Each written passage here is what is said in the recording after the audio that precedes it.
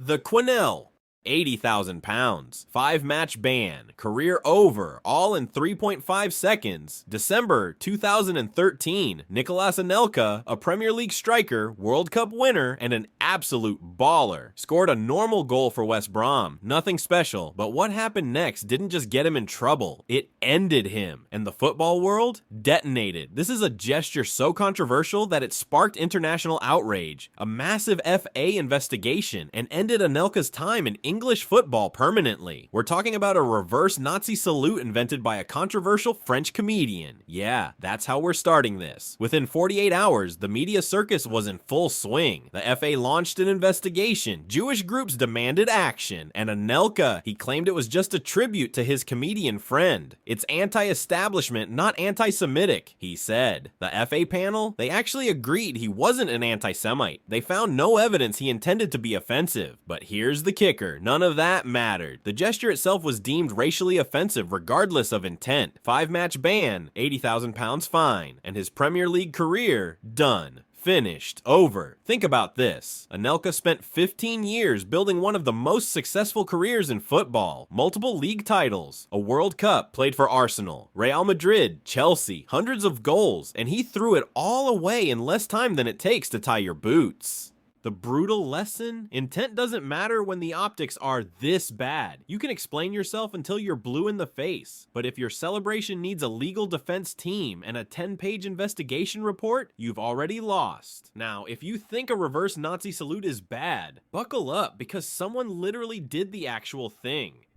The Nazi salute. March 2013, a 20-year-old midfielder named Georgios Katidis scores the winning goal for his team, AEK Athens. The crowd goes wild. He runs to celebrate, raises his arm straight out, and oh no, full Nazi salute. The Greek Football Association saw this and went nuclear. They banned him from the national team for life. Not 5 games, not a season. Life, as in, you will never wear the Greek jersey ever again, goodbye forever. But here's where it gets absolutely bonkers. Katidis claimed he didn't know what the gesture meant. His defense? I was pointing at a fan in the crowd. Sure, Georgios, and I'm just stretching when I accidentally dab at a funeral. The FA didn't buy it, neither did anyone else. He got slapped with a 5-match club ban, a $1,300 fine, and a 3-month stadium ban just for good measure. All because of one celebration. The damage? A promising career destroyed. His reputation? In tatters. All because he thought it was a good idea to cosplay as a 1940s dictator after scoring in the Greek 2nd division. Now, Nazi salutes are obviously an instant red card in the celebration department. But what if I told you that a bird gesture nearly started an actual war between two countries? Yeah, we're going there.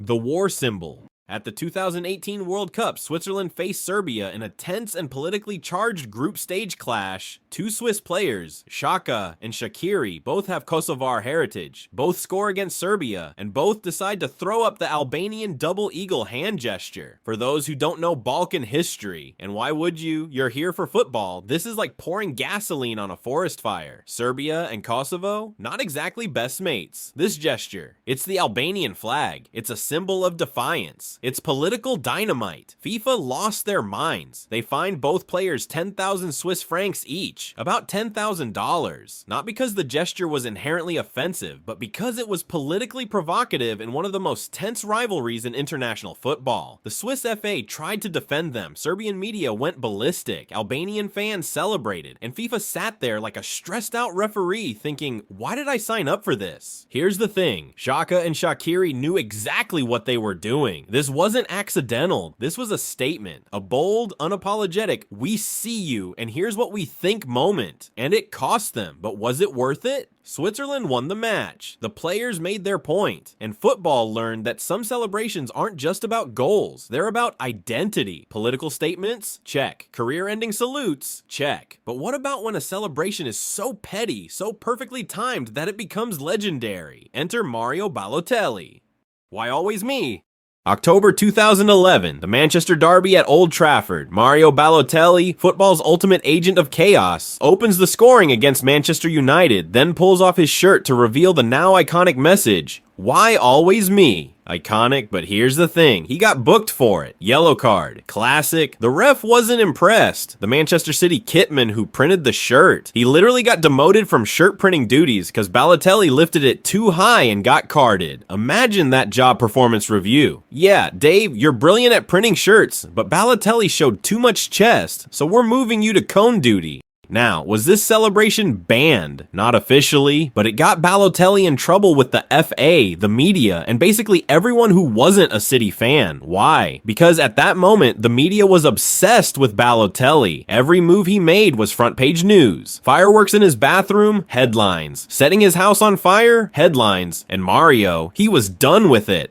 Why always me? Wasn't just a celebration, it was a middle finger to every tabloid, every critic, every person who couldn't stop talking about him. And you know what? It worked. That celebration is more famous than the goal itself.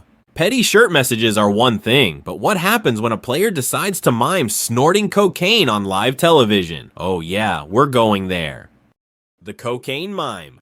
1999 Merseyside derby, Everton versus Liverpool. Robbie Fowler scores the equalizer, and instead of celebrating like a normal human being, he drops to his knees and pretends to snort the penalty spot like it's cocaine. The FA saw this and went DEFCON 1, 4-match ban and £32,000 fine. At the time, that was the biggest fine ever handed to a Premier League player, all because Fowler decided to do a drug impression on national television. But here's the twist. Fowler claimed he did it as a response to Everton fans for years. They'd been chanting false accusations about him using drugs. And Fowler, being Fowler, decided the best way to handle it was to mock them by pretending to do the thing they accused him of. He later said, I'm very anti-drugs, I was just making a point.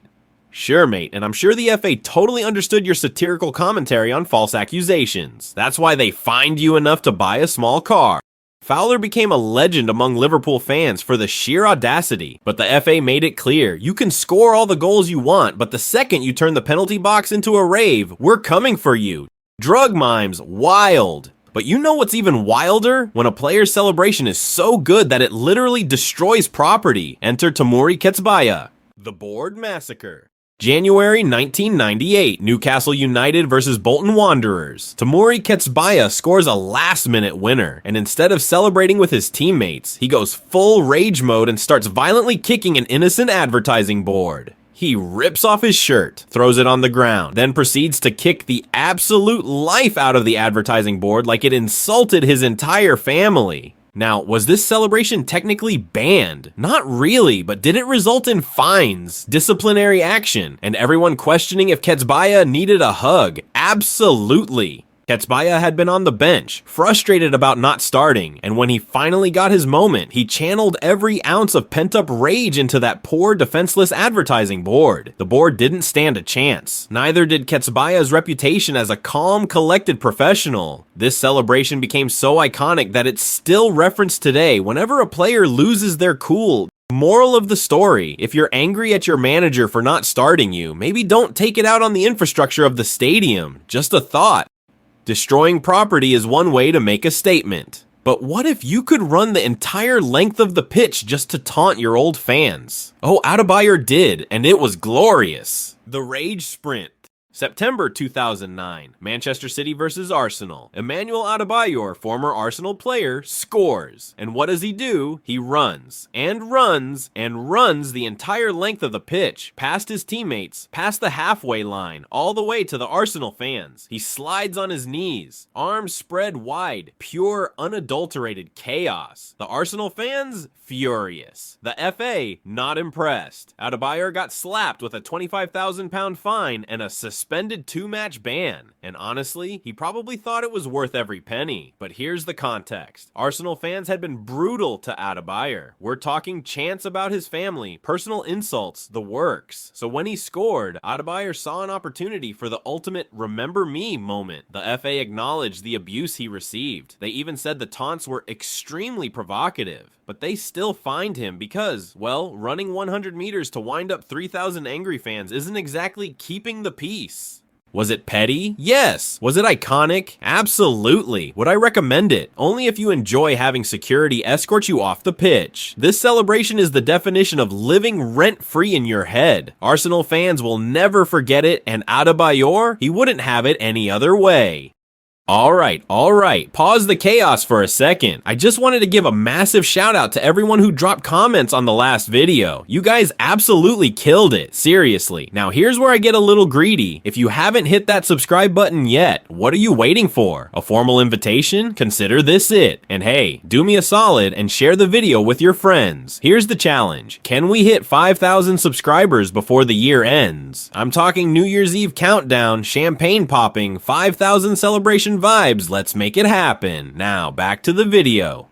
The superhero masks. Okay, so picture this. You're Aubameyang. You score bangers for fun. You love Marvel superheroes. And you think, you know what would be sick? Wearing superhero masks when I celebrate. Sounds harmless, right? Wrong. 2017 Borussia Dortmund versus Schalke. Aubameyang scores, runs to the corner flag, and pulls out a mask. But this wasn't just any mask, it was a Nike mask, specifically designed to promote Nike's The Masked Finisher campaign. One small problem, Dortmund's kit sponsor, Puma, who also happens to be a shareholder in the club. The club exploded. Dortmund's CEO called it unworthy of a big corporation. Puma released a statement saying they were surprised a competitor would put a player in such a position. And Aubameyang, he got slapped with a €50,000 fine and a yellow card on the pitch. But here's the kicker, Aubameyang loved his masks. He'd been doing it for years. And when critics like Toni Kroos called it silly and nonsense, Aubameyang clapped back hard on social media.